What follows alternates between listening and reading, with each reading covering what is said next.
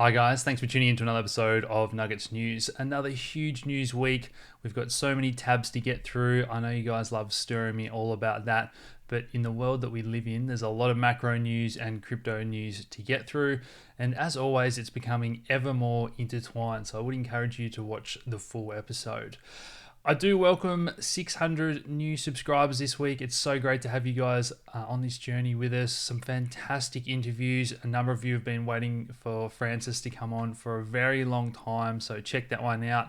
And Red Fox Labs, quickly becoming one of my favorite gaming projects. We're going to get into a bit of news from them, as well as that live stream where we did some research on around 10 or so gaming projects, so check that out if you haven't already. A big welcome to over 300 new members in our premium area again this week. The standard of conversation, the articles and the research you guys are sharing all the way through to the very beginners. Everyone continues to be on their best behavior and it's just a great environment in there. So thank you all. But in particular, one that I did just want to mention, well done to Cameron. This is why we teach you how to do the research and we share it all with you, as well as giving you the tools. And when people find some of these hidden gems themselves, ORN was a project that Cam did a big write-up on us for us back in early July, and it was only 4 weeks later it had done a 70x return, $1,000 to $70,000. So amazing stuff. Look, as a group, as a team effort, when we can all scour for the best projects, I think that just becomes ever more valuable to everyone as those network effects take over and we continue to grow. And for those of you that don't like Facebook, we've now onboarded well over 100 people to our new system. We're just ironing out the final bugs, and that's only weeks away. I seem to say that every week, but I do promise you it's closer, and our members will be the first people that do get onboarded. So look, if you are new, head over, check out all the free resources we've got. We continue to add to those, particularly if you've got friends and family that are falling for scams or you're confused on how to use a DEX or MetaMask. We've got resources and education on all of this stuff. And if there's something there that we don't have, let us know. There's a type form there, and we've got full-time staff that are knocking these out every day. We want to have every aspect of crypto and finance covered for you guys. Okay, let's get into it. So a few interesting articles to straight off the bat here. So I did not know that Australia is looking to phase out the 5 and 10 cent coins. And not only that, but Aussies have been hoarding cash right up there in terms of any other country, even though the conversations about banning cash have slowed down a little. But I think this is a side effect of some of the bank branches closing, which we're going to get into as well. And Aussies, they do love their cash. It's very much ingrained. Now, Melbourne authorities using these drones for surveillance, catching people not wearing masks. I think the one thing that Aussies hate is that the civil, their liberties and their rights, and government just coming and taking all that. And I think they're going to push back more than any other country. That laid back Aussie attitude, it gets to a breaking point when people say, you know what, I've had enough. And I think that was no more evident this week than when Scott Morrison, our Prime Minister, said that the vaccines for COVID would be mandatory. And there was a bit of an uproar. Now, I'm certainly of the opinion that we need to do as much study around all vaccines to make sure they have a long-term safety and efficacy profile. I know that there's some really opinionated comments always in our videos whenever we even mention that word. But look, that's where I stand. And he was very quick to do a backflip and basically say, look, maybe not.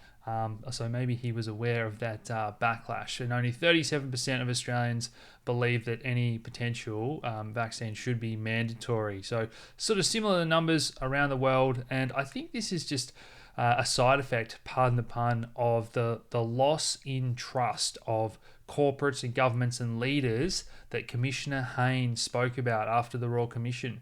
And you can't, bullshit people and fleece them and lie to them for years and decades, as the establishment has, and then expect them to trust you over something like this. So look, this is going to be a very topical subject going forward, and I'm sure in the comments section ongoing. So in terms of building news, there hasn't had the uptake that they would have liked. Now, some people are saying that this is only because it's slow to get through the system, but this was meant to be 20,000 builders and 7,000 renos, and so far there's only been 250 applicants and no payments have been made. So look, maybe I hear that builders are really busy, and I'm going to get into why I think that is later. But let me know if you've tried, if you're planning on using that, because it seems like pretty low uptake at the moment. Maybe it's those young couples, the home builders, that are the most affected by the job losses and the part-time work. That's what we're kind of seeing in the numbers. So Martin and I will dive into that a little bit more next week. Some positive news here where we do have a little bit of an uptick in retail spending, and this is a similar trend in the US, and it depends what they're spending on, but a lot of this is going online these days and making those big superpowers ever more powerful. The second stage of our super withdrawals also boosted a lot of that non-essential spending, and a lot of people have tapped out their super now as well. So this is the question of whether or not government is going to pick up the slack. Now, one of the proposals we had on the table was that superannuation was going to be increased to 12%, how much that you would have to put in compulsory. So that looks like it's off the table. Another backflip there from the Senate. This is not the time to be taking a chunk out of people's paycheck when we're not getting any wage growth. Now, the RBA minutes show that they're concerned about the lack of credit growth. Remember, this is what Martin and I always talk about, that the rate of credit growth and Steve Keen and the banks lending, and that's how you need that healthy economy to be growing, not just taking out bigger and bigger mortgages for housing. So the RBA, like a lot of central banks, made all this credit available, $90 billion, cheap funding to the banks. They wanted small businesses and households to take that up, and it's just not happening. It's just the appetite's not there, and the big end of town have taken advantage of all this money. It's very much the same in the US as what we're seeing in Australia. So residential construction, that's taken a bit of a dive there. Still a long way to go, you could argue, to get back to these averages from only a decade or even less ago. Now, Josh Frydenberg and the government, it's this pushback between central bankers and governments, but now also the states about who is going to do what. Now, I didn't know this red tape existed. If you're a builder, let me know if you've ever had issues here, but apparently there's all these licenses in place, so you might not be able to do something in New South Wales if you're on the Queensland border and vice versa. So look, I'm all for anything that cuts red tape and legislation, so that is a positive step. Something that is hurting us is this big decline in population, $117 billion KPMG is forecasting. Look, we know that the population isn't growing. We know that people are choosing to put off having children. Immigration has really slowed. Tourism and that travel has absolutely collapsed. So the question becomes, well, is it going to rebound? I think Qantas during the week announced that no international flights for another few months. So it doesn't look like there's anything around the corner. And I really think we're going to sort of limp towards the end of the year. And that's when people are going to turn over that new page and hope and just put 2020 behind them. So that's going to be a really important time of year as we head in to that holiday festive season.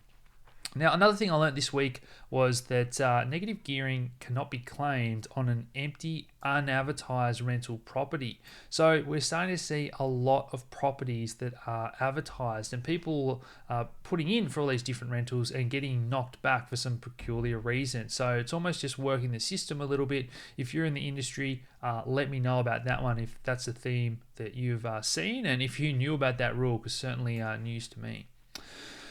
It looks like a trial program is going to go ahead in South Australia to try and get those students back. And this, again, is going to be political. I know you talk to certain groups in Tasmania about whether or not we should open the borders. And some people are very much, yes, we need it for business. And other people, no, we've got no case numbers here. Let's not let, other people in that might be carrying COVID. So whether or not it's even a racism thing, a bit of tension between the states. It's not quite like Europe in the way it may fracture, but very interesting to see the pushback, or if this goes ahead, if it's successful, will other states look to bring in all these students? Because a lot of the unis are already cutting back job numbers, and profits and revenues are down. So Philip Lowe, he is telling the states to spend, and this has been his clear message more subtly probably a year or two ago, as I've joked about, but it is now very obvious and direct. He's telling the states to spend, and don't even really worry about your credit ratings. And there's rumors going around Victoria is going to get downgraded in terms of their credit rating, and that starts to raise interest rates. So it's been this cascading effect, but it's very, very clear that Philip Lowe wants the government to spend and do more. And I think he's a smart guy. I think he sees what's coming, as we've been talking about in our documentary nearly 2 years ago now, that if Australia doesn't upgrade its economy and get with the times, we are really, really going to fall behind. Now, some positive news again. Scientists starting to see lasting immunity, because one of the things we're worried about was that those antibodies taper off after 4 weeks. But some of the new evidence, and look, I know some of you guys absolutely hate my opinion on all of this stuff, but I'm trying to have an unbiased evidence-based opinion. And one thing that I do like seeing is that some of the new studies are showing that even our T cells may provide some immunity against it. So that's our natural antibodies. That means that you don't need to have exposure to build up those antibodies. It's the body has two different systems, one that can fight off anything initially, or attempt to, I should say, and another one that needs that exposure and creates sort of memory immune cells, you can think of them as. So this is really positive. If we start to find out that certain groups of people, whether or not it's just healthy people even, have the ability to fight this off, even with first initial mild infections, again, a combination of factors, I think this is a big positive step in the right direction. Maybe that's why we're seeing high cases in the US, because they have so many people that are, diabetic, overweight, and those things. And look, if there's a big movement for everyone to be as healthy as they can, and we cut out sugar and obesity goes down and diabetes, nothing could make me happier. That's one of the reasons that I was happy to leave and wanting to leave pharmacy, because of how uninterested people were with their own health. All right, so sorry for that rant, but there could be more to this wine war than just another trade stoush. So China did say they threatened to target wine, education, all the big industries, and they are looking like they're following through on those promises, and that's going to hurt winemakers, hurt the little guy, and hurt jobs. Again, these political tensions and the headlines, it's really frustrating to watch sometimes the way our leaders are going about things. Anyway, so globally, we're starting to see a lot of these economies, they've had a bit of a bounce. It's not the V-shaped recovery. It's stalling at around 60-80% of pre-COVID levels. And look, maybe we do get back there if we can open the economies. But at the moment, that is not the decision that political leaders are making. They're not reopening everywhere. And I think these test beds, people talk about Sweden and some of these countries that haven't gone down the mask and the full shutdowns. If we start to get data that things are going really well there, well, that's when we have to really question the narrative harder. And I'll be there doing that with you if we start to get the numbers to back that up. So similar stats here about the PMIs, the number of indices that are expanding over 50 or over 45. So in other words, not contracting too badly. And that is starting to get up there now as well. It's a big improvement from back in April, where manufacturing is starting to grow again. All right, so the story about the Three Gorges Dam, I first presented over a month ago, and some people said it was just a conspiracy theory, but it is definitely true, and we're starting to see people now, 100,000 get evacuated, and we've had record floods over in China, not just the dam, but banks and rivers bursting, and a lot of people starting to be affected. So that's one to keep your eye on that could do a lot of damage if it gets worse, or God forbid the dam actually breaks. And for the crypto crowd, that will affect a lot of the crypto miners, the hydro dams there. Obviously, the tech war continues bubbling along between America and the Chinese.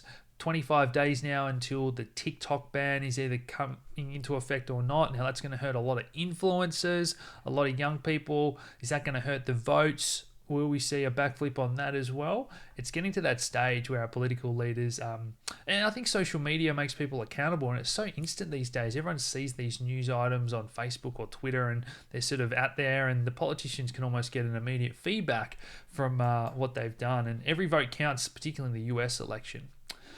Now, the People's Bank of China adding more cash, easing the liquidity stress issues. So just a casual 340 billion yuan into the markets on Monday.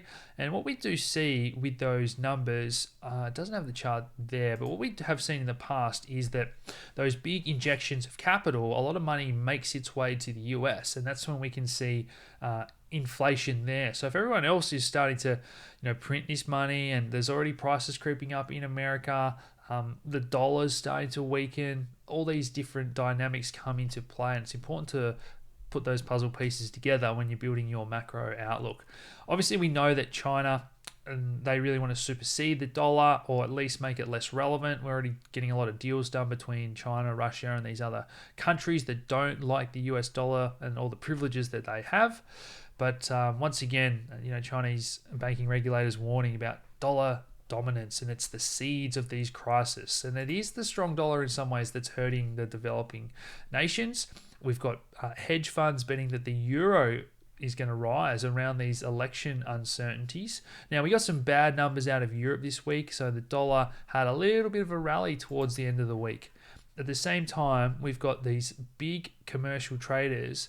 They're holding a very rare long position in the dollar. So it's the speculators once again. All those headlines that I think I shared with you last week, how all of a sudden you've got crypto YouTubers telling you that the dollar's going to die and go down. That, to me, I said at the time, I think that signals that we're due for at least a bit of a bounce, because when everyone's an expert, that means that everyone's on the one side of that trade. There's only room for people to go over to the other side of the boat. So the commercials tend to be the smarter money, and they are long the US dollar. Turkey sees a rush into gold as the currency market crashes. I think that's hit a new low against the US dollar.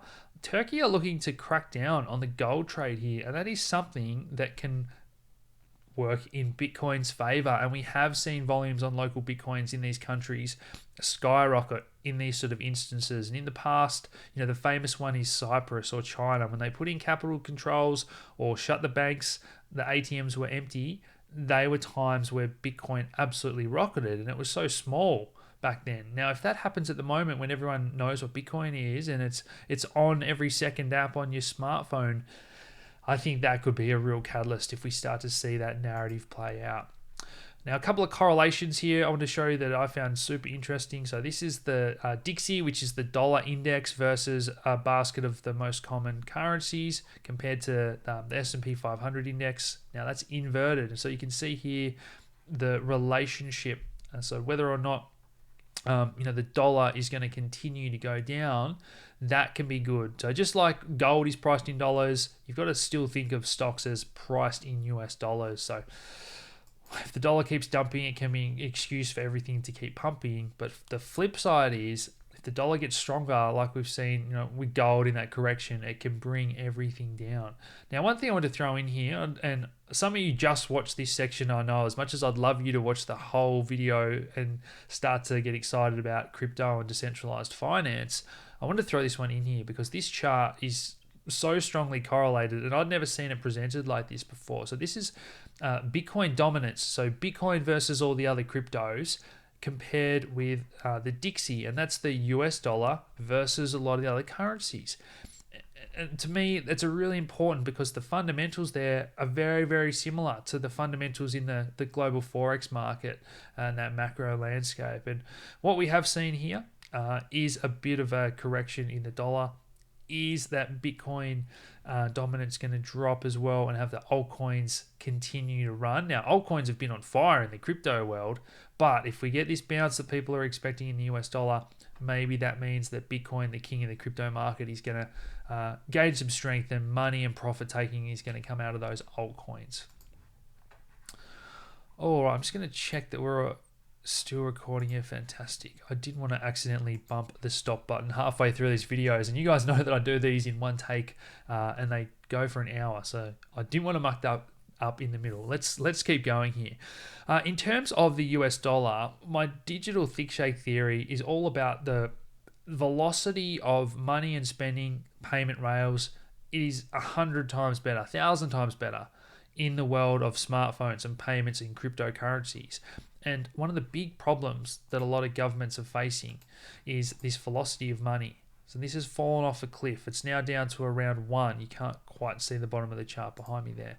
And we got some research out during the week about token velocity. So these are all the US dollar stable coins. So you can use them as a crypto, but they're pegged to a dollar. And what we see here is the most commonly used one, which is called DAI.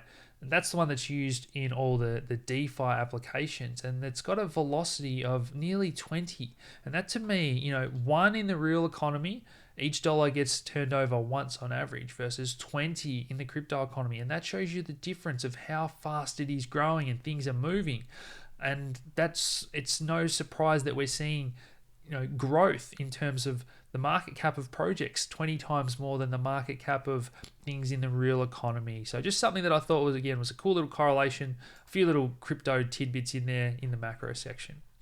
This is the deficit compared to money velocity as well. We can see that that's really fallen off a cliff as that US deficit just balloons out over $4 trillion now.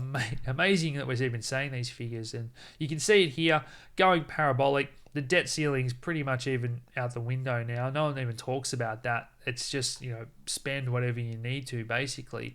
The question is, who is going to buy all that? If you keep spending at that rate, well, that's all well and good, but foreigners are getting sick of buying this. So foreigners dumped half $500 billion of US treasuries, slightly down from 600 billion in May. So these are the numbers that we've got to the 12 months out of June. So it's slowed a little bit, but a huge pace of, someone has to pick up that slack, $500 billion. And that's where it's that Fed. And that's why the Fed's balance sheet has just ballooned. So 3 trillion in treasuries have been issued, but foreigners only bought 194 billion, such a tiny percentage. And so all that foreign debt, it's dropped to the lowest percentage in over a decade. And the biggest buyer during this year, of course, it was the Federal Reserve. Now, the Fed have said that they don't really want to keep on buying, and that's why you're getting the currency, the US dollar and the bond market, and that's all less appealing now. And that's the theories around, well, the US dollar is going to weaken because nobody wants to buy their debt, but they're going to have to keep printing it. All right, so more capital controls. This time it's a bit of a soft capital control, they're calling it. But basically, you've heard all these stories about how the US is going to ban Chinese stocks from even listing, and now they're urging colleges and the big funds to sell Chinese stocks. So look, that's not making anyone happy. Initially, Trump said that he postponed those trade talks with China. I think it's such an important thing, and the market's right there at record highs looking for an excuse. So lo and behold, he can sort of come through and be the hero and saying that talks are going to resume in the coming days. Chinese Commerce Ministry have confirmed that as well. But the big news this week from the Fed minutes was basically taking a step back away from yield curve control, which is saying that they're going to print as much money as they need to keep those interest rates low. Now, everyone was looking forward to more free money, and when that didn't happen, that's when the dollar got a little bit stronger because they're going to be printing slightly less of them, still printing a lot, but slightly less. And so obviously, everything tumbled there because everything is priced in US dollars. We have seen, despite the Fed backing away from those promises, the balance sheet has ticked up a little again recently after it was running off in terms of, how many assets they're having to buy and what's on their balance sheet. And I think they know that. I think they don't want to overcommit to doing too much when it's already ticking up again. And when we look at the percentage of fiscal stimulus, the US is right up there. So they have done a lot. This is why even the money that they've printed, let alone everyone else, flows into those US markets. And a lot of it, honestly, a large percentage is just going into the tech stocks, which we'll get to. Here we see personal disposable income. That has jumped to record levels at a time when GDP has fallen off a cliff. And that's why I think we are seeing the personal spending and things kind of masked a little bit because they printed $3 trillion in a few weeks. If they pull the rug and stop doing that, I think things are going to get really bad really fast. And these are still staggering numbers in terms of the number of Americans that are unemployed.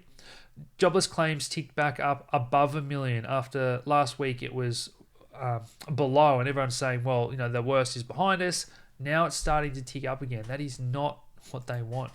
These stories we're hearing about food lines, half a mile long, like the Great Depression. You just don't see it that much because so much of the payment system is digital. Delinquencies as a percentage of total loans, look at the steepness there. It's now above 8%. Bank lending standards are getting tighter, and it's very, very obvious there in the US. They know a storm's coming. They don't want another GFC. That's why they're not lending to each other, okay? And that is a lot tighter than some of these other regions. And banks, they are the ones that create the money through those loans. So banks are in trouble. Real yields are still at these record negative levels, and banks can't make money when those yields are negative. So we're seeing banks lay off staff. It's funny. I've got an interview coming out. I won't say who we can give too much away, but basically these developing countries, they're trying to get these banks. In countries like Australia and the US, it's the opposite. Particularly in the regional areas, the banks are closing down, and look, you have to go digital. It is an absolute no-brainer to me, this narrative around digital payments. So look, why are you putting your money into a bank? Is it to get charged negative interest rates? We still pay 15% on credit cards when rates are at zero everywhere around the world. Monthly account fees, freezing your account because you sent money to a crypto exchange or went to a tattoo parlor. They're banning cash withdrawals or making up excuses. They're never open when you want to go. Very, very few things. Now the world of crypto is exploding in DeFi, where you can borrow and get a crypto mortgage, okay? That is just one by one really taking out the use cases for banks, particularly the profitability. It's going to get more competitive. So many Aussies still own these because they pay a dividend and they're stuffed in everyone's super. I just think that they're really going to struggle. Okay, so another chart there on falling yields. It just shows you the difference between high yield and corporate high yield there. So even some of the riskier bonds are right down to these levels that were crazy to think of compared to back in 2008 when some of these high yield bonds were trading at over 20%. The spread, this chart compares the spread to economic uncertainty, and what we can see is that uncertainty is getting higher, but these junk bonds are still basically pricing in no risk. And that is because everyone has had to look there. So despite all these big companies that issue these bonds, so this is, oil companies look, is it worth it anymore? Like we spoke about in previous episodes, there's no point looking for this oil and doing it all if it's probably not going to be profitable. But they're still issuing a lot of these bonds, and consumers are lapping them up because they're bundled in these products and the funds want these products, and they don't even look at the fundamentals and care about oil. And I think that's one of the reasons why the Fed are welcoming inflation. They don't really care if oil keeps going up in price. It's kind of good if it saves more companies. Maybe that's their bizarre way of thinking. And just more stats around the number of the oil rigs and the natural gas. This is the one that I followed up with Maracatusa as a bit of a trade idea, because you don't hear this spoken about a lot, and it is a byproduct a lot of the time when they do the oil. So this is a prime example of Shell. $17 billion floating facility. It's shut down because we've just got a collapsing price of natural gas. Corporate America is choking on debt, and it's imperiling their recovery. Look, I just think that that's another example of what the banks and speculators are putting money into. Pension funds, instead of funding grassroots projects in infrastructure and small business, everything has been put in place, the incentives for them just to buy tech stocks. So you wouldn't think that the number of bankruptcies is now passing the 2009 heights of the GFC. IPOs are at record levels. The number of people that are saying, hey, I've got this great idea. Remember the top here back in the dot-com bubble? We've already I think we're going to pass that in the next couple of weeks. $60 billion has already been raised, and we've still got 3-4 months left in the year. People are just throwing money at absolutely everything. And again, I think that's what the Fed wants. They would rather that and a bubble than not enough money around. Now, some completely irrational behavior, what we've seen here during the week, articles about how you should play stock splits. And this article was basically saying that it's almost like the unit bias in crypto, that when you make the stock of something cheaper, people go, oh, it's more likely to go back up, which makes no sense at all. Like, just in crypto, you should look at the market cap. That is what you're looking at to see can something grow or not. It's not the price. And now we've got all these traders that have no idea what they're doing, and worse even still, they're playing around in the options market. And so a put is when you bet something is basically going to go down. That's the simple version just for this example here. And what this guy has posted is basically saying, hey, there's going to be a stock split. So you buy the 1,000 puts, and because they do a stock split, Tesla was doing a 1 to 5 stock split, so the stock goes down to $200. But instead of having one share, you now have 5. So you still have the same amount of stock. But these beginners are thinking, oh, hey, because the price is going to go down, I'll buy some puts and it's a guaranteed win, and crunching some numbers here and whatever. And this just shows you that the people that are playing around, and they're going to get absolutely smoked. And it's all well and good when it's going up. Maybe they're making money at the moment, making us look like idiots and them like geniuses, like the way Day Trader Dave jokes about. But I just think this ends badly. So Tesla's up 700% this year. Sales are up 3%. Elon Musk is now the 4th richest person in the world after the stock surged. Apple took 42 years to get to $1 trillion market cap, and it took just 2 more years to get to $2 trillion. So, wow. It's nuts the way that these things are all happening. Alrighty, so monopoly power lies behind the worst trends in the US. And this is, once again, the Fed looking for someone else to blame and saying it's the big tech companies, when clearly they have enabled this type of behavior. It's no coincidence that these big tech companies are borrowing money to buy back their own shares and buying up smaller companies, and they've got the biggest balance sheets in the world full of cash, but they're borrowing more. And the Fed are complaining and saying that it's their fault. They have become too powerful. It's like 1984. So are we not even allowed to talk about a surprise and whatever? We continue to hear it. The Californians here, they want to start taxing a lot of the super wealthy. And we always hear about the tech companies paying more. At the same time, they're trying to get rid of these tech startups like Lyft and Uber. So they actually pumped last minute once this got delayed, because they were looking to stamp out where these companies can operate. But you can't have it both ways. Sorry, California. Stock market at record highs is forcing everyone to become a believer. Tech-fueled headlines like this, everything's awesome, it's unstoppable.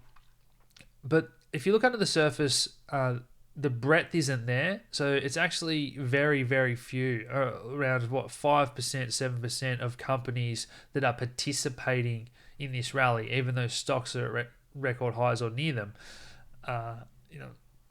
This is not good. But it's almost like traders have given up. So this is the percent of companies that are surprising and beating expectations. So remember I said a couple of weeks ago when we're heading into earnings that they're just going to drop their earnings, and that way they can beat a low number. And that's what the algorithm's like, and it pushes the stock up and everyone wins. So record bankruptcies, but no one cares because there's companies that are beating this fake earnings number. So when you look into it, the percent of shorters is now at record lows. If you look at the tech stocks, it's even worse again. The float is at a record 1%. So if you look at these, the Teslas of the world, Apples or whatever, these parabolic charts, yet there's never been fewer people willing to bet that they're going to go down. And a lot of those short hedge funds have blown up. Another side effect of the Fed. And shorting is really important. I know some of the crypto crowds get annoyed if I say that I'm shorting their coin. But it's a market stabilising mechanism. It helps you find the fair value. And now we've let things go parabolic and there's no one left to even sell.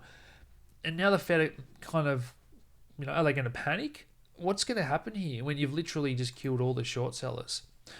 Traders have lost 25 billion this year. Why are they going to keep coming back for more of a beating? But while this is all happening, it's the CEOs that continue to sell their stock into the bubble or the Robinhood traders or whoever it is.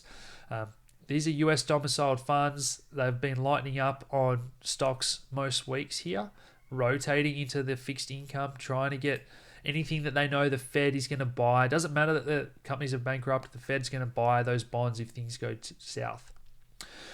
Now, a lot of those junk bonds are tied to real estate, commercial real estate, and we've got a lot of businesses shutting down or leaving the city. So New York landlords are begging businesses to return to work and save the city's economy. But this is a trend that's clear in the numbers. Vacancy rates are climbing, rents have dropped 10%, and it's in Europe as well, starting to rise, office vacancies. Now, one trend that I want to put this hand in hand with to paint a picture is this US existing home sales. So they were actually on fire this month, going up 25% in July. Shortages of lumber. Now, some of this is due to tariffs and mill closures, but there's also a lot of DIY projects. But I think there's a lot of people that are moving to the suburbs or getting out of town altogether. And they have left these high-rise apartments, and it's a lot of people that are the higher end, the wealthier people. So all of a sudden, all these big offices are empty and the commercial property, and again, the Fed are going to step in and buy those mortgage-backed securities and commercial mortgage-backed securities. They're going to save all the wealthy, but the wealthy are already out there buying houses, and maybe that pushes up the price of houses in those outer suburbs. So very interesting to watch how this plays out. And this is another stat from Peter Brandt showing, once again, the commercials, who tend to be the smarter money. They hold now one of the largest long positions in the S&P 500 in history. So it's the small speculators that have got the largest short position since back in August 2017. Now, what have we seen in the past when this happens? Well, following a couple of years, we've seen some pretty enormous rallies, and maybe that's the pullback that all we're going to get, and we have another enormous rally and the Fed just prints stupid amounts of money. The world's biggest sovereign wealth fund lost 21 billion. This is what they cannot afford. None of the pensions are funded. So again, does the ECB, the Swiss National Bank, none of them want this happening. They would rather blow a bubble, and that's where I think it is heading. So look, every time we've got the world's market cap getting larger than GDP, we have had a big pullback. Again, that's one of these stats, maybe historically, but maybe not the case when there's just stupid amounts of money being printed. And this is a headline which is going to get, the tinfoil crowd absolutely up in arms. The leaders are now literally talking about a great reset, a radical plan to transform the economy. So look, there's been a lot of speculation about whether or not this means going back to a gold-backed currency. The XRP community believe that they will be working with all the central banks. A lot of people say, well, we can't go back to gold, or they'll never let Bitcoin become the standard. It's going to be one of the central bank digital currencies. Look, I think that's the exciting thing. We don't know what is going to happen. But once again, I think a side effect of all of this metals manipulation, Scotiabank again been fined over $100 million for metals market manipulation and spoof trading. Maybe if they didn't do all that, gold and silver would be at a higher fair price, and it wouldn't have allowed the proliferation of all the cryptocurrencies or Robinhood trading. So I think everything has a side effect, maybe like the butterfly effect, or I'm a big believer in karma and everything happens for a reason. So I think a lot of things are coming back to haunt the Fed and the people that have just manipulated the world for so long. So this was the video we did talking about how to take advantage if they're going to push down the price. Silver hit $30 recently. Last week we spoke about look for this correction. We've done so well. The clues were there. Wait for a pullback. Don't FOMO. And this was a brilliant piece written during the week by Marek Katusa. Head over to his website. He's got all his free stuff as well as their premium research. We've got a discount for that if you're interested in his premium reports. But this was a stat that was a real ringing the bell where we see money and funds coming out of the GDX. The price was going up. And that to me was Robinhood traders piling in and not looking at fundamentals, and that's when we get these opportunities. So look, if you are looking to buy any of those on a pullback, don't forget we've still got that $100 free Bitcoin giveaway if you're trading stocks, any of the forex currencies, the ETFs. They've got our currencies over there, the US dollar, Aussie dollar, as well as the cryptos. But be careful. The cryptos have got bigger spreads. I definitely prefer FTX for trading all the cryptos. Here we can see GDX. This is the one, and GDXJ, that I'm definitely eyeing off. The deeper this pullback goes, I think the more of this I'll be buying, because compared to gold, these have barely run from 20 to 60, where I think some of the silver miners and that, I think we're at the start of a multi-year bull market, so you want to get a seat at the table on some of the better projects. Now, for members, if you are new, just click on the units tab. You'll find all our reports on gold and silver, the macro environment, and then we've obviously got our crypto fundamental analysis, those 5 FA reports that are becoming pretty infamous of late with some of the best performers. All right, so one thing I just want to address were the questions we're getting a lot of as we get into the crypto news now. All about how to find certain coins. So this is another unit that we've made. If you can't find something or you don't know how to do something, just head over to our resources page and search. Or if you're in the group, just use this search tab here, and you'll 99 times out of 100 you'll find what you need. So I just want to show you quickly. This is one, Nexus Mutual. So this is a security token where people have to do a lot of KYC. So we're starting to see now some wrapped versions of these. So you find what you want on CoinGecko. I find that has way more coins than CoinMarketCap. Uniswap is the one that's probably easier and most familiar with everyone. Then you can click on the actual pair there, and it will open straight up to where you want to go and what you want to do and how to swap it. And I've got that mega DeFi tutorial coming soon, showing you exactly how to use all of these. Another one I just wanted to show you that we got a lot of people ask about. We're going to cover this in our gaming section again. This was Red Fox Labs, so not on any Australian exchanges. So yeah, you go to markets, just click on that, and it's going to show you where it is. Shows you the trust score, and so the Red Fox Bitcoin pair on Liquid, I'll put that link down below as well. That has got a good trust score now, and that's where you can get it. All right. So the next few pieces of news here are all about regulation. And this is the old trying to play catch up. And some of the biggest economies are the slowest movers in terms of crypto. So Bitstamp leaving London. And sure enough, Europe proposing a single crypto market, and they're trying to make these innovation-friendly frameworks, but it's too late. The good companies have left. US regulator sees potential in fintech solutions for legacy banking issues. It's like, really, guys? Like, this is why DeFi has been exploding for all these years, and you're now just working out that it could be helpful for payments and bank issues. Hong Kong have given a crypto exchange a securities license. So remember a couple of years ago, security tokens, STOs were all the rage, and then everyone hit a bit of a roadblock when no one was given a license. And we're now starting to see that play out. So Archax got one from the UK regulators. They also gave one shortly after to Gemini. Now, Gemini have also rolled out a product with blockchain enabling investment advisors to buy Bitcoin for their clients. So this is a really positive step in the right direction. Now, something I don't think the Gemini have done that well is the education they gave Dave Portnoy the other day.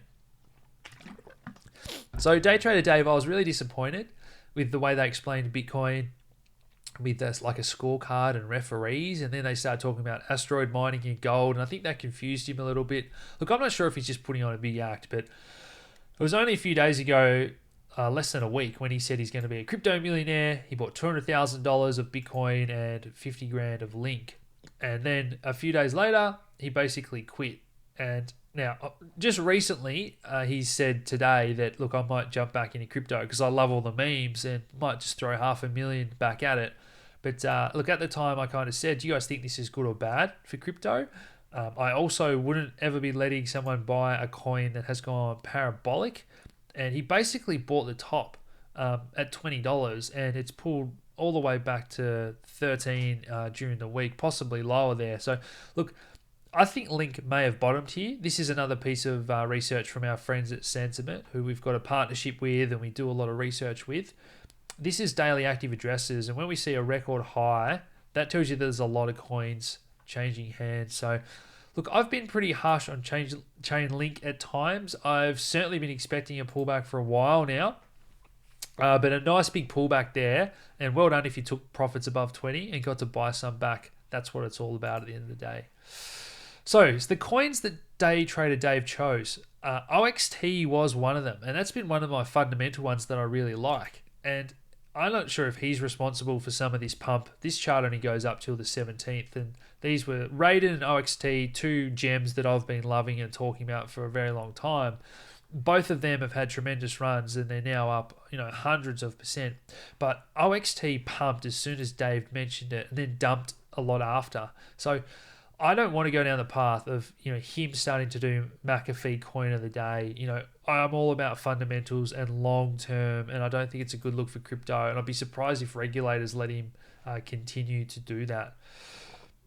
Here's just a little bit of a post I wrote up. You can pause and read this if you like now, if you're a non-member. But it's been an absolute roller coaster recently in terms of what is happening in all these different markets, gold, some of the shilling, the attitude towards DeFi from maximalists, good projects, what's hot, what's not.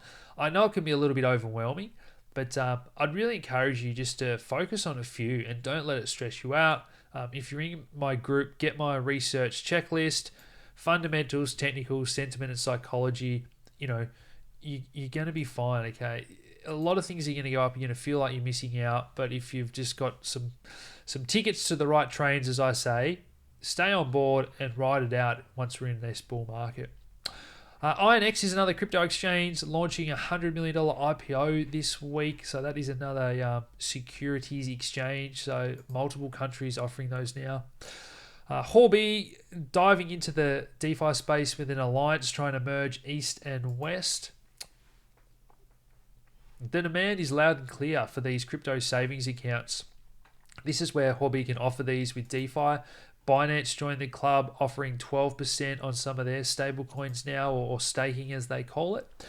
And Binance gets a bad rap, but this was a little bit of a positive here, helping to catch criminals. So public blockchains are actually the law enforcement's best friend, and that is another message that we need to get across when they get this name about being for the dark web and for criminals to use. Well, honestly, that's more just the privacy coins, and that's why they're getting harder and harder to buy and invest in. Binance-owned WazirX over in India are also diving into the DeFi space with a partnership with Matic. I will be talking to Niskal, their CEO, this week, or uploaded sometime soon. And they listed Numeraire. So this is a decentralized sort of data hedge fund information flow. One of my favorite projects, one of Matt's favorite projects that he covered nearly coming up to a year ago now. So that was trading below $5. And this one, I think it approached even higher during the week. But well done, Matt, our head of research. He's been absolutely killing it for these 5 fundamental analysis research reports that we do.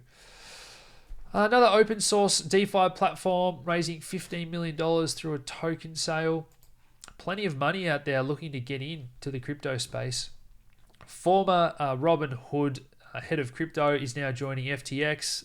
You guys know how much I love this exchange and the innovative products they come out with. The links to the tutorials and the discount links are below. And I've got FTX US as well now, because I know a lot of US customers can't always use some of these trading exchanges that they would like. Sam, the CEO of FTX, also announced no fees until the end of the year if you're using the maker orders. So as long as you're placing orders and not smashing market buy and market sell, there's no fees there, which is very cool news. A couple other pieces here. I earned finance. So Wi-Fi has constantly been in the headlines this week, and it overtook Bitcoin's price. Again, this is another one we covered in our July edition of Fundamental Analysis. This one first actually traded at $3 on some of the dexes. Now, the price trackers and all the websites have picked it up as $34 where it first traded. But even so, it passed Bitcoin's price this week, hitting $15,000. So that is in less than a month. That is an absolutely enormous return, guys. This is why we love crypto, and this is why more people are going to get into it, because they hear about those sort of returns that are not available elsewhere. They announced that they're getting into the insurance space. Now, a few people panicked because of how much we love Nexus Mutual, the other insurance project, but they are going to be working together. That's been made public already, guys, so do not fear. I think it's only going to strengthen both projects. And this is this was my top pick in terms of its importance to the DeFi ecosystem. In January, this was $2 when I did the write-up for members. They've only got 0.5% of all the total value locked in DeFi currently insured. And Maple Leaf Capital, Daryl from CoinGecko, who does some amazing reports as well, they're looking to try and incorporate some of these DeFi projects into the apps like Dharma and Argent, these mobile apps. It is just mind-blowing how early we are and the potential as some of these projects gain more and more adoption, awareness, and if Nexus Mutual can insure a lot of that, hey, I think that could be another one of our 100x returns this year. But, things go wrong, so do your own research there. Aave are tweeting along at Elon Musk, trying to get him to incorporate Teslas as a collateral for DeFi. Now, I think this is just the beginning of what's possible. So as I said here, Power Ledger can help tokenize stored energy, which is something they already wanted to do. A number of projects like AgriChain or VChain or anyone in that commodity space can do their commodity contracts and use that as collateral. So now some of these shipments take 100 days to get to A to B. You can lend during the meantime with a stablecoin, pay the supplier. So we've got real estate, we've got everything from your Ethereum domain or your NFT gaming collectibles. This is all going to be collateral for the DeFi ecosystem. Another ag project that I should mention just quickly, Origin Trail. So look, these guys have reached out. I know plenty of you love Origin Trail, and I just love when these little hidden gems, these videos get very few views because they're a little bit boring, but I love fundamentally strong projects. This was trading for 2 cents and it's hit nearly 30 cents this week. So well done to these guys who have got amazing partnerships recently and come out of crypto winter and boomed. In terms of DeFi, look, are we reaching another bubble? I think the answer is yes in some of these lending protocols. So after the success of Wi-Fi, we had YAMs, and then we've got spaghetti money, the pasta token. This stuff is just getting a little bit out of hand, and that does worry me. So please be careful there. YAMs blew up, everyone sort of laughed, and then it was back up, YAMs version 2 a few days later. The good news is when it blew up, the money locked inside it didn't blow up. So that's the most important thing, looking after people's funds there.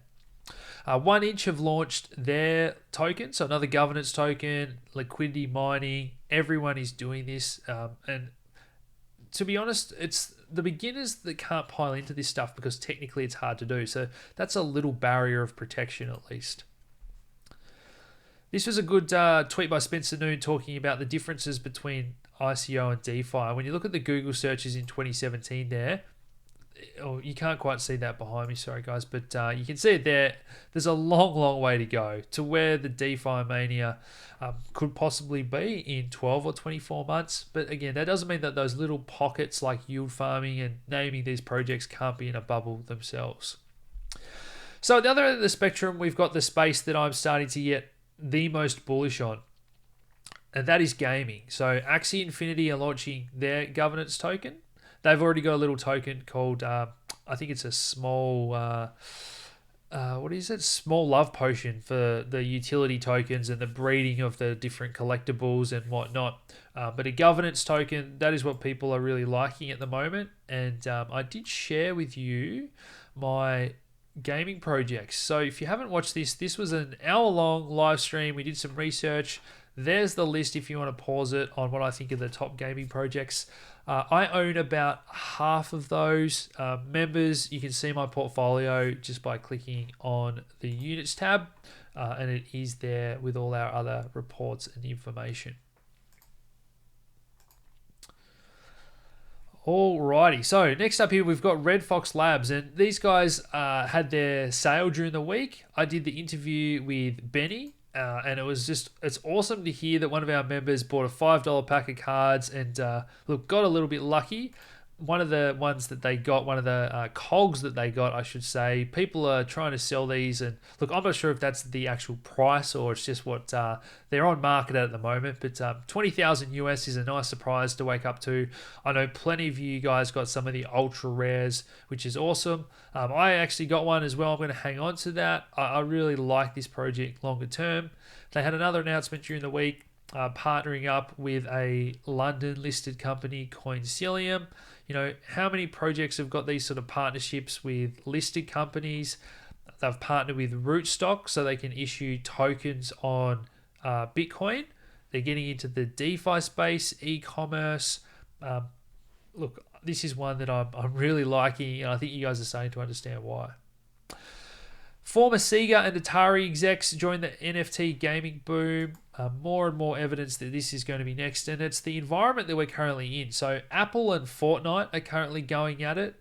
These phones on eBay with Fortnite are now selling for $15,000.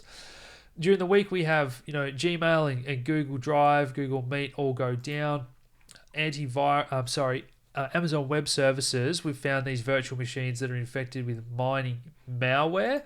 And obviously, we've got these new rules look like they're coming in places like Australia, and the media and the bargaining about who owns what data. So this is just the perfect landscape for the next thing that I'm most bullish on after gaming, and that is what I'm calling D-Web. So really decentralizing the internet and all the services that we use on top of it. So Filecoin is a file storage project in that area. Now, they've had a little bit of an investor revolt recently over who gets equity and who gets tokens, but that's one that I'm very excited about. Golem have released their new version focusing on developers, so this is all about decentralized computing and processing power as well. Mad Network aiming to clean up advertising's programmatic cesspool, and it's funny that YouTube can't clean up these crazy ads, and I'm sure you guys are watching them right now. How on earth can they not get rid of those QR codes for stopping beginners getting scammed is beyond me, but anyway. So another project that's really come back strongly that pleases me, IOTA. So their new upgrade turbocharges network speeds by 50x, and I think that's what you need. You need to come out of crypto winter and prove that you've been doing something, you've got a great product, because there's a lot of new projects out there. And I think some of these things that are, we're pivoting towards DeFi, it's starting to look like, well, are you late to the game? How are you different from everyone else doing it? XRP execs saying that they're not competing with stablecoins and central bank digital currencies. Well, again, I strongly disagree with that. I think you are. Like Ripple has always said from day one, they're about payments and cross borders, and it's very clear that all the banks are using their own technology. And I know the crowd say that it's all about bridging them and whatnot, but that is not happening. The evidence, I do not see that anywhere, and I'll catch up again with Sam. But this is another one where they're starting to pivot into DeFi, or we're going to list assets, but they're so behind the eight ball with the STO crowd that are now getting their licenses. So it's just kind of, to me, that looks like they're trying to get product market fit, and you can't be trying to do that 5 years in, 6 years in. So Waves have actually done the first Russian crypto-backed loan. So well done to the Waves crowd. Not a project I've ever followed that closely or invested in, but this is what I want to see, evidence of banks actually using products and DeFi and specific regions if you can target as well. Well done. Chinese iron importers. I did not know this. This has got BHP, Rio Tinto favoring crypto and stablecoin payments over US dollars.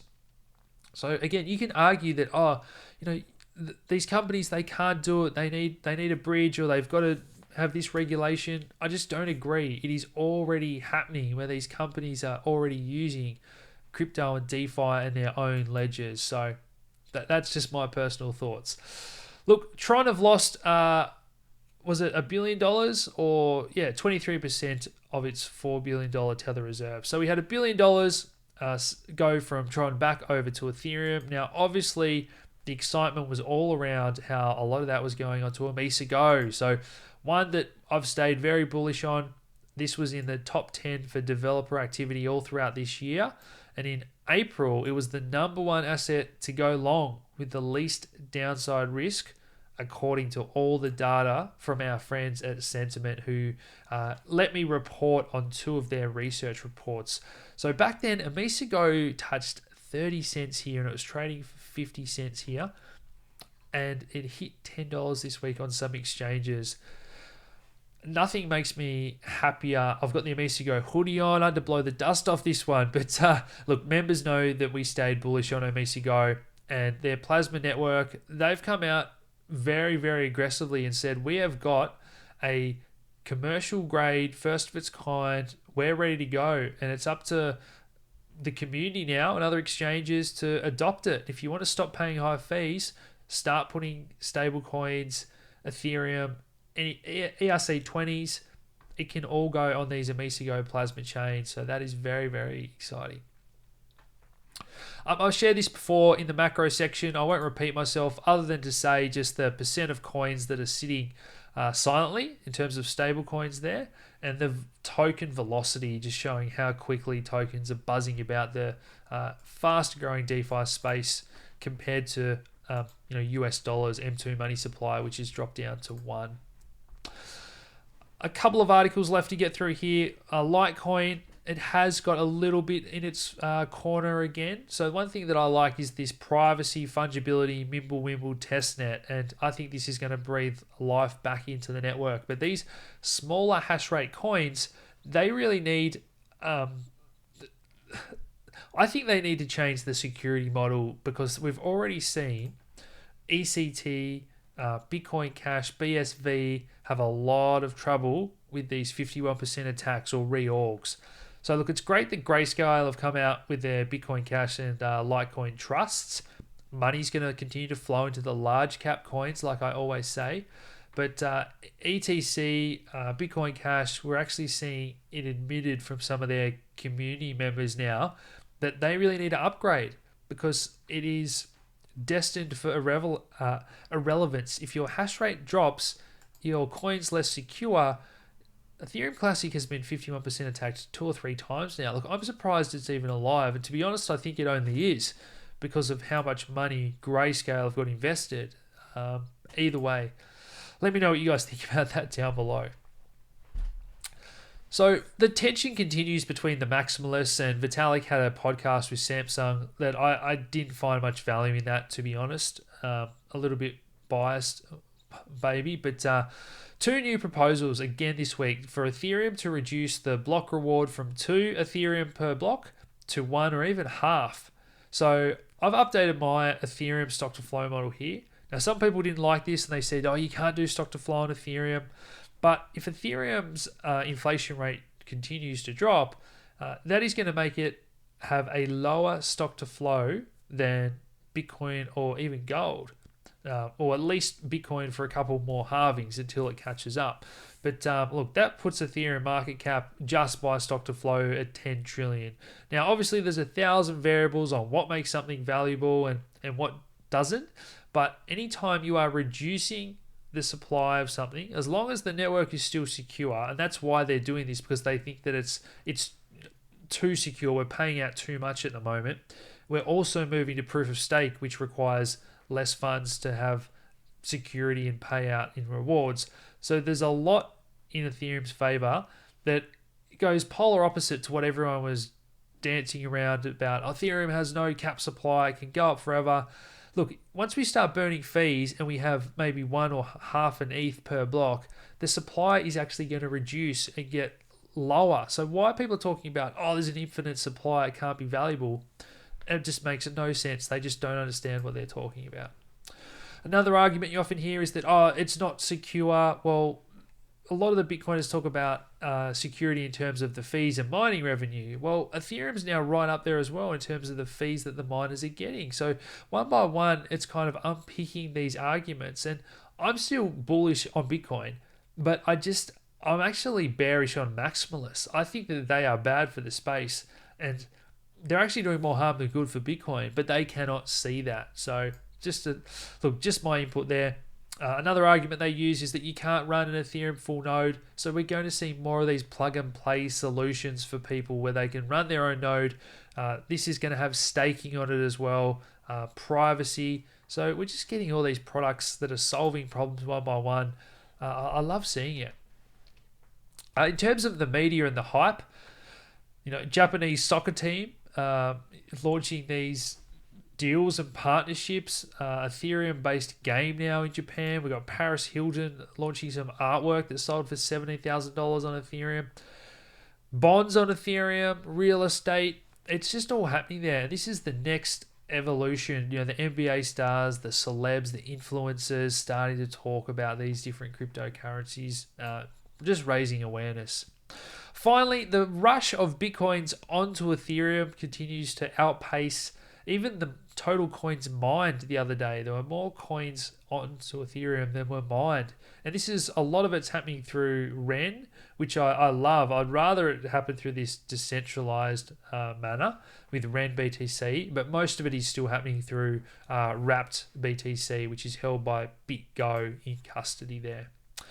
So people like Pomp and their fund, they're still investing a lot of money into the CeFi, the centralized finance crypto lenders. I just think that they're an intermediary. They're just a stepping stone. They're not the full decentralization, which gets me excited. And some positive news about Lightning Network, because that does need to scale. This is from LND. They are launching what they call Wumbo, and that's just bigger Lightning Network channels. So you can maybe send $1,000 or more through a channel, whereas previously, a lot of people would only let you play around with $100, maybe a few $100 max. So look, I do hope Lightning Network continues to upgrade, because it's really, I've felt that it's stalled in its development the past 12 to 24 months. Grayscale, successful ad campaign, $200 million coming into their fund after the new ad that they launched. A full page ad in the UK newspaper here about Bitcoin's pandemic bull run. So look, the mainstream awareness is just, it's rising. It's under everyone's nose. This is another correlation I just wanted to share. This is the US dollar, the Dixie index versus Bitcoin priced in US dollars. So you can see that inverse relationship there. We're waiting to see what the US dollar's next move is. It's just so pivotal to everything, like we covered in the macro section. And this is the other one that I love. This is market dominance. So Bitcoin versus all the alts compared to US dollar versus a lot of the other currencies, and you can see how tightly related they are. So depending on what happens with the dollar, I think we're either going to see money rotate out of alts, go back into the king, back into Bitcoin, or if the dollar continues to fall, maybe we see dominance continue to fall, and that means that our altcoins continue on their parabolic runs. But this is very important stuff. It does affect national currencies. It is crazy to think that we are at this point now where it's having these conversations where Bitcoin is affecting currencies. And people say, oh, they'll never let Bitcoin get that big. Guys, Bitcoin is already bigger than the market cap of the New Zealand dollar and a long list of current countries' currencies. It's bigger than Bank of America. It's one by one, it's just going to keep ticking off all these currencies, companies, and I think we're going to this multi-trillion-dollar market cap. So in terms of TA, on the weekly, we were looking for this correction, this pullback, this consolidation, because we were so overbought on the weekly, on our RSI. This is the same for gold and silver. I'll just show you quickly. It's all very, very healthy stuff, though, in terms of where we have pulled back to. And these long wicks just show you that the buyers want to come in. I mean, have a look at this for this dream perfect TA. Flipping resistance as support. Gold coming back as well, forming this looks to be a bull flag. So I'm very, very positive. Bitcoin is exactly the same. If I get rid of this mess, this was the big level around 11,500. We flipped it using it as support. Very important, the weekly close, like always, tomorrow morning Australian time. But I mean, is anything bearish come about? I've reeled off 100 tabs worth of positive news, and unless the stock market crashes, I think that crypto keeps going up. Trump just announced he's holding that emergency meeting with some positive news.